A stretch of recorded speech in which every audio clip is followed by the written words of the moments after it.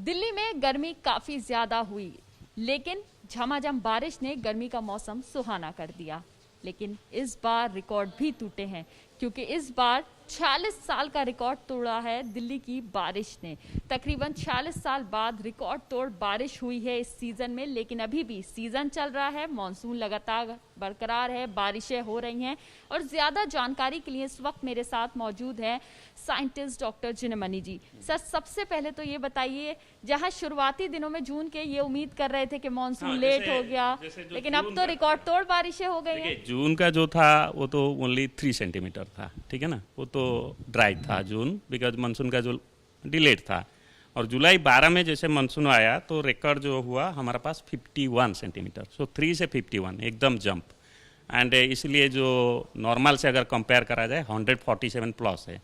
अगस्त में slightly lower, actually it was 21.5, almost half of the July, less than half. सितंबर में just 11 days में it has received around maybe 40 centimetre.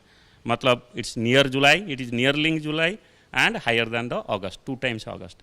And अगर सितंबर का बात किया जाए रिकॉर्ड, सो हमने तो ऑलरेडी शेयर किया है कि 1961 से शायद ये हाई हो जाएगा। अगर सीजन का टोटल बात करें, क्योंकि lot of fluctuation and there was a confusion, आखिर कौन सा रिकॉर्ड टूट गया।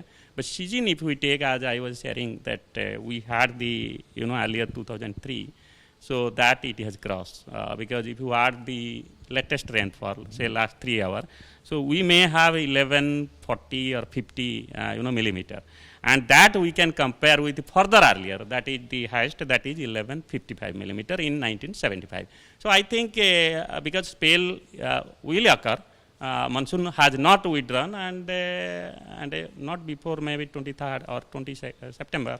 So we may have further spell. So if you add it, I think 75 may break also. 1155 may it cross actually, because already we have 1140 as I told you.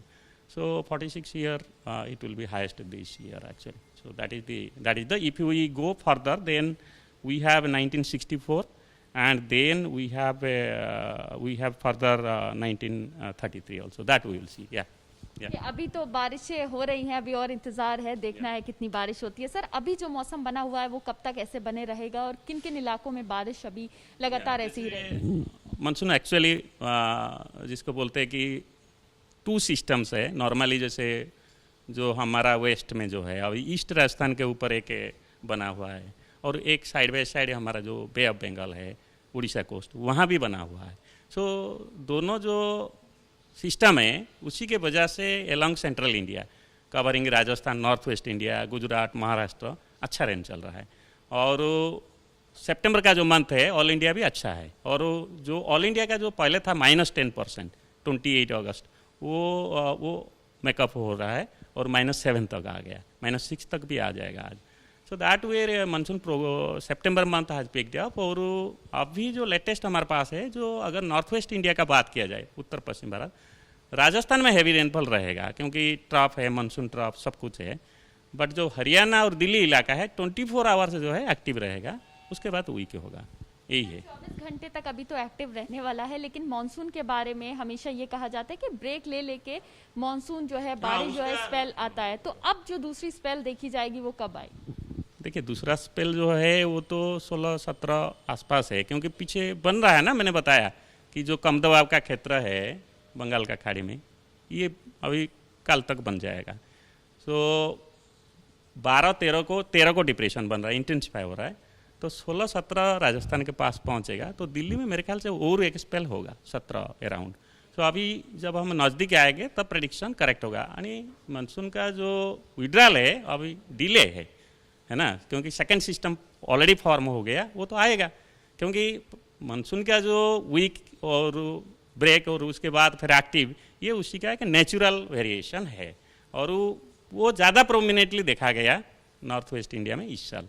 जैसे दिल्ली का जो heavy rainfall है, आप देखेंगे सितंबर में 1-2 को 11 सेंटीमीटर, और सितंबर में आज जो है 11 एंड आज 9 सेंटीमीटर।